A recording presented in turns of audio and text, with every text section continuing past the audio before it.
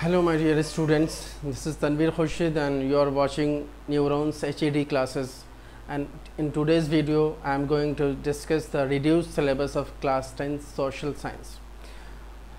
सबको तो इस पैंडेमिक से बड़ी परेशानी हुई, लेकिन स्टूडेंट्स को कहीं बहुत हद तक राहत मिली है। स्पेशली सोशल साइंस का केस अगर हम देखेंगे तो उन्हें बहुत लगता था कि बहुत ज़्यादा सिलेबस है, लेकिन इसमें कहीं ना कहीं उन्हें सिलेबस में रिडक्शन होकर उन्हें राहत मिली है। लेकिन एक बात मैं कहना चाहूँगा कि ये जो सिलेबस में जो रिडक्शन है वो बहुत सारे चैप्टर्स ऐसे हटाए गए हैं जो कि आपके फ्यूचर के लिए बहुत ही मायने रखते हैं if you are going to take humanities और preparing for the competitive examination. So please इन चैप्टर को जो हटाया गया है रिलेटेड पोर्शन को, वो कहीं ना कहीं आप उन्हें रिवाइज पढ़ ज़रूर लीजिएगा, so that it may not hamper your future career. Okay, so first of all I would like to discuss about history portion. So in history portion, the standard 10th, the first section is events and processes. First of all I would like to tell you people, just take out your NCERT book. NCERT book सब अपने अपने सामने निकाल लें। Okay, so first one is events and process. जो पहला section था history का पोर्शन, मैं पहले बताना चाहूँगा। हिस्ट्री में जो पहला है आपको section 1, that is events and processes. इसमें आपको दो चैप्टर हुआ करता था। फर्स्ट चैप्टर जो आपको हुआ करता था rise of nationalism in Europe, rise of nationalism in Europe, and second one is nationalism in India.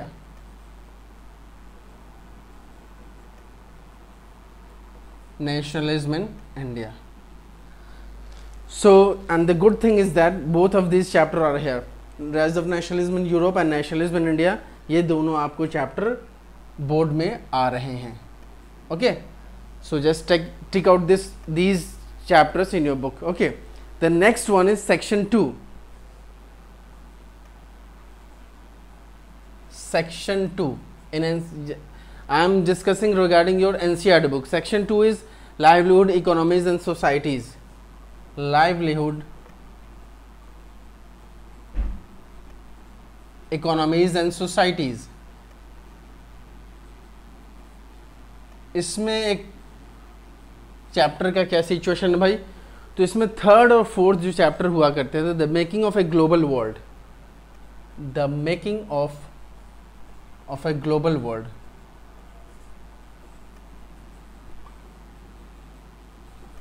and the next one is the age of industrialization, the age of industrialization.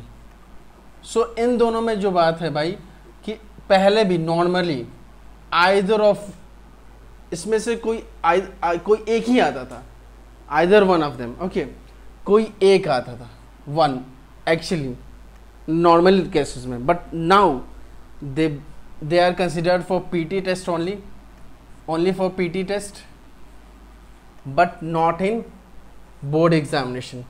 So you may cross this one, this is not going to come in your board examination. So section 2 से आपको कोई भी chapter नहीं आ रहा है, section 2 से कोई भी चैप्टर नहीं आ रहा है.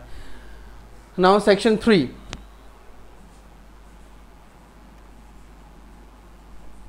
सेक्शन 3 है आपका everyday life and culture, everyday life culture and politics, everyday life culture and politics. और इसमें का जो सिनेरियो है वो, इसमें से पहले ही आपको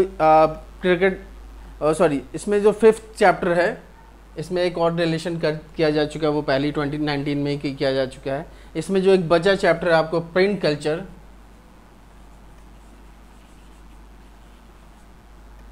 एंड द मॉडर्न वर्ल्ड.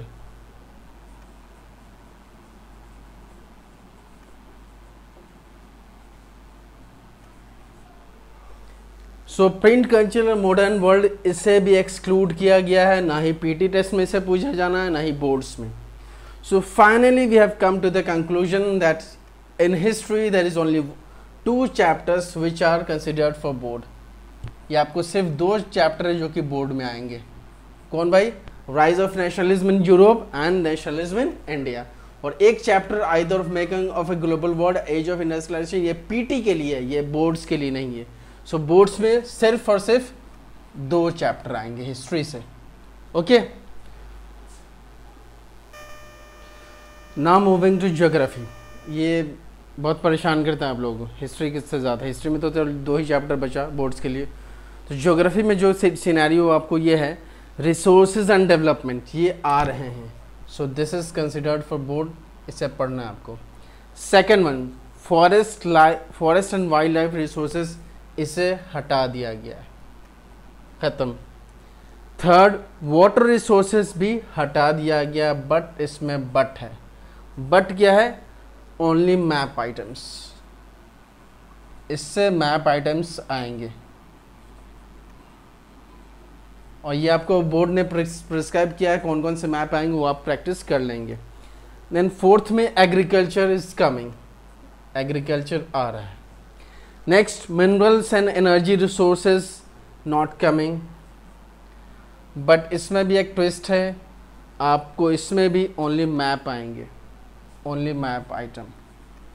ये बोर्ड्स के लिए हैं,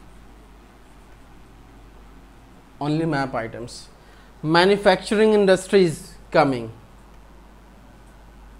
and the last one, life lines of national economy, it's also coming. So overall in geography 1 chapter, 2 chapter, 3 chapter, and finally the 4 chapters.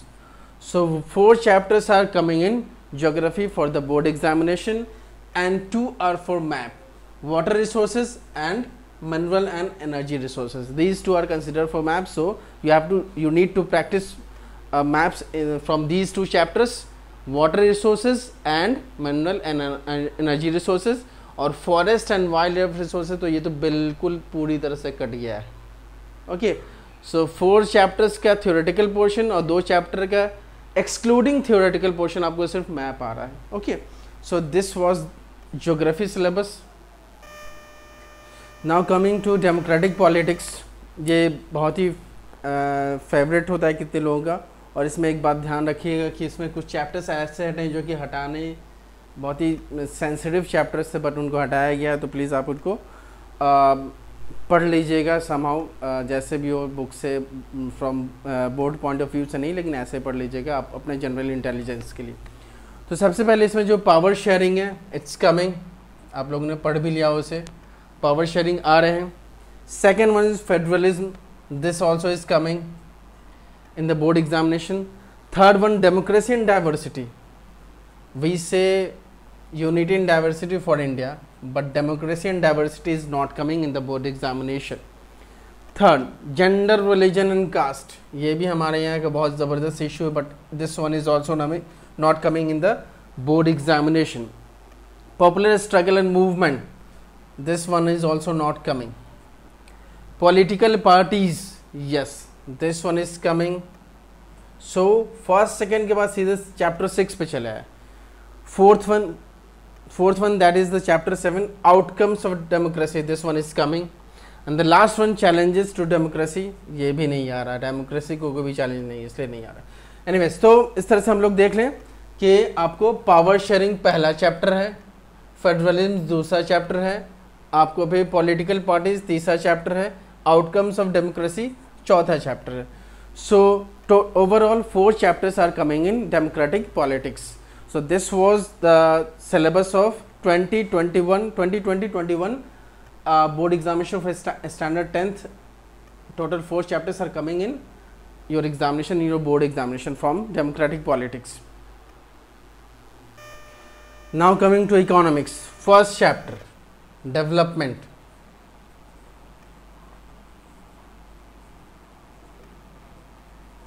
This one is coming, development, first chapter is coming.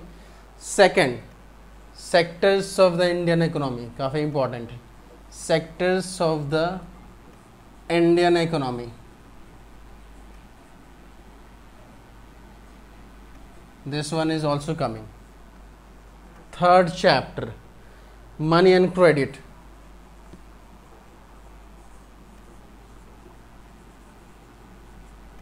This one is also coming. Fourth chapter, globalization and then Indian economy. Globalization and the Indian economy. This one is also coming. ये तो पूरा आ रहा है. Fifth one, consumer rights.